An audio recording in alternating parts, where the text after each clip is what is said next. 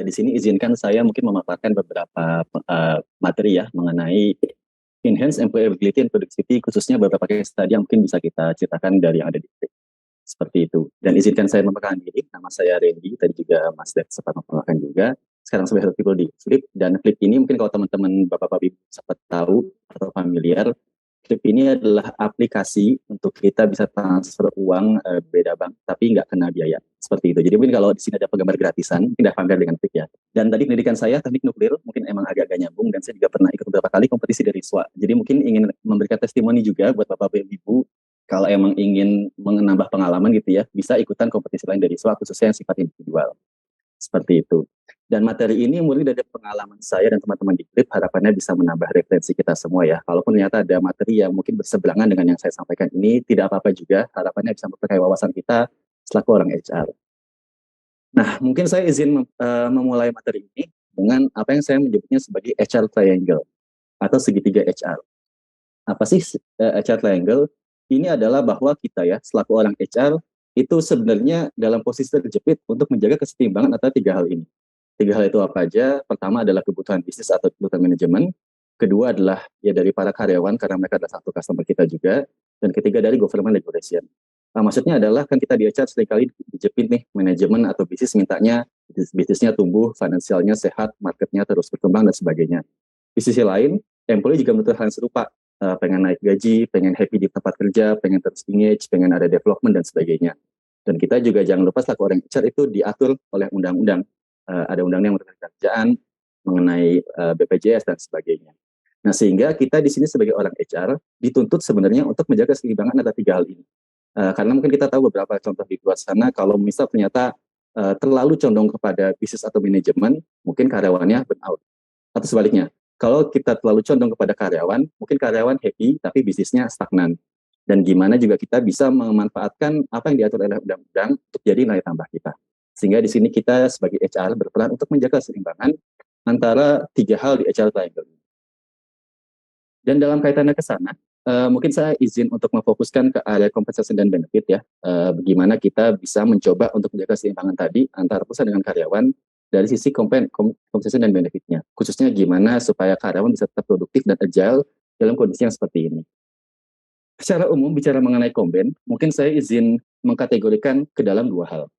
Pertama adalah komben yang sifatnya monetary, berupa gaji, berupa bonus, insentif dan sebagainya. Ada sifatnya short term, long term, atau mungkin non cash kayak asuransi, beberapa punya ESOP dan sebagainya. Nah, namun yang juga nggak bisa dilupakan adalah benefit dari sisi experience, bahwa kerja itu nggak hanya sekedar terima uang, tapi juga gimana setiap orang di organisasi bisa mendapatkan pengalaman yang berkesan selama dia berada di organisasi ini. Yang itu diatur dengan banyak, bisa dari sisi regulasinya, bisa kita berikan fasilitasnya, gimana kita membangun culture engagement-nya, dan sebagainya. Kenapa dua hal ini penting? Jelas pertama karena inilah yang akan menjadi kebutuhan para talenta-talenta muda ini, khususnya untuk menghadapi dunia kerja di masa mendatang. Itu satu. Yang kedua adalah, mungkin kalau bapak-bapak dan ibu berkesempatan buat melihat komponen budget di HR, di areanya masing-masing, itu biasanya 60% sampai 80% komponen HR, cost-nya isinya adalah seputar gaji. Gaji, bonus, PPH, BPJS, dan sebagainya. 20% sisanya itu yang lain-lain tuh, mungkin mengadakan event, mungkin buat biaya training, mungkin buat hal-hal lainnya seperti itu. Nah, tapi kenyataannya adalah bahwa kalau kita fokus di experience, secara cost itu bisa jauh lebih hemat, tapi tidak kalah efektifnya dibanding kalau kita yang ngasih monetary. Dan itu juga yang dibutuhkan saat ini karena ini yang bisa mempersulit barrier to exit para talenta kita untuk mereka pindah ke tempat lain. Karena kalau hanya bicara mengenai finansial, ini akan jadi hal klasik di mana dia paling punya financial capacity yang paling kuat, itu yang bisa merekrut si kandidat itu. Tapi ketika di cover juga dengan experience-nya, itu akan membuat mereka exit-nya agak lebih mikir-mikir lagi. Karena oke sih di sana gajinya gede, tapi bisa nggak dapat benefit facility kayak di sini di tempat itu nanti. Seperti itu. Sehingga ada banyak hal yang kita bisa bermain di area experience ini yang itu sebenarnya tidak kalah impact-nya dibanding yang monetary. Dengan cost yang jauh lebih kecil dibanding dengan monetary. Seperti yang saya sampaikan. Nah, bicara mengenai konteks untuk Flip, bagaimana kita membangun prinsip reward management di Flip ya? Ada beberapa building blocks yang kita utarakan di sini. Pertama adalah landasan dari Flip itu sendiri adalah fairness. Ini adalah landasan mengapa dulu co-founder membangun Flip, dan ini juga bagaimana cara kita memandang para customer kita, termasuk para karyawan kita. Bahwa fairness adalah yang menjadi core values dari Flip itu sendiri. Nah, berikutnya, dalam kita membangun pilar-pilar untuk reward management kita, ada 3 hal utama, menerjemahkan dari yang di slide sebelumnya. Ada dari sisi monetary, atau terkait finansial tadi ya, gaji, bonus, dan sebagainya. Ada sisi experience, pengalaman-pengalaman yang dirasakan ketika bekerja di Flip. Dan dari sisi personal development, bagaimana setiap orang bisa tetap tumbuh selama mereka bekerja di Flip. Ini adalah 3 pilar yang membangun jadi landasan benefit kita. Nah, biarpun dalam prakteknya nanti kita tidak mengkategorikan satu-satu, tapi bisa jadi satu benefit bisa mengcover 2 atau bahkan 3 hal ini. Seperti itu. Di mana tujuannya jelas adalah untuk mencapai pertumbuhan perusahaan. Karena in the end kita di sini HR itu berupaya untuk mendukung kebutuhan dari bisnis dan perusahaan. Wujudnya seperti apa? Ada lumayan banyak jenis experience benefit yang kita terapkan di Flip, yang mungkin saya nggak ceritakan satu-satu ya. Saya mungkin ambil beberapa contoh aja. Misal di sini kita menerapkan work from anywhere. Jadi kita nggak minta karyawan untuk kerja dari kantor ataupun dari rumah, tapi kerja bisa dari manapun. Efeknya adalah, contohnya kita di Flip ini sekarang punya karyawan yang kerja dari ada di Sumatera, Kalimantan, Sulawesi, Jawa, dan sebagainya. Bahkan juga ada di Singapura dan India. Bahkan saya pribadi di tim HR punya tim yang dia orang Indonesia, kontak kerjanya dengan Flip, digaji dengan rupiah, tapi dia tinggal di Jepang dan di Prancis karena ikut suaminya tinggal ke sana. Seperti itu. Kemudian seputar maternity paternity leave, sebelum ramai dibahas di undang-undang, kita sudah menerapkan bahwa buat ibu hamil itu cutinya 4,5 bulan. Dan buat bapak-bapak yang menanami istrinya hamil bisa dapat 5 hari. Karena kita tahu pengalaman hamil ini kan bukan sesuatu yang mudah, sehingga kita beri mereka waktu lebih banyak buat menyusukan dirinya. Atau misal contoh lain, dengan kondisi WFA, tidak semua orang punya privilege untuk bisa memiliki tempat kerja, meja kerja, itu yang layak.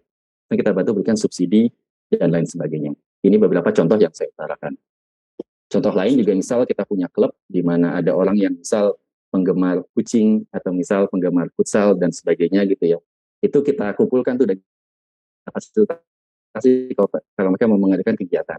Atau juga kita bersama dengan Tripati buat mengadakan mental health assessment program, dan juga kita memberikan apresiasi atau semacam merit point gitu ya bagi teman-teman di Flip yang mereka menyebarluaskan kebahagiaan di Flip di sosial medianya, dalam hal ini LinkedIn. Jadi itu menjadi branding kita juga yang organik, yang muncul memang dari orang-orang di internal Flip. Seperti itu, dan hal-hal lainnya yang di sini. Dan mungkin tadi sedikit mengenai experience dan monetary, saya bahas jelas. Experience ini juga menjadi penting karena ketika kita memberikan itu kepada para karyawan kita, selain mereka berterima kasih atas itu, juga biasanya efeknya akan menular. Artinya seringkali hal seperti ini yang sebenarnya simpel dan murah ya, tanda kutip, dalam sudut pandang perusahaan, itu efeknya menular karena mereka menyebarluaskannya di sosial media mereka. Apalagi dengan demografi yang main mudah untuk Flip. Seperti itu. Ketika kita berikan mereka hampers, yang misal harganya cuma 200.000 gitu ya, itu akan diposting dan menjadi efek menular.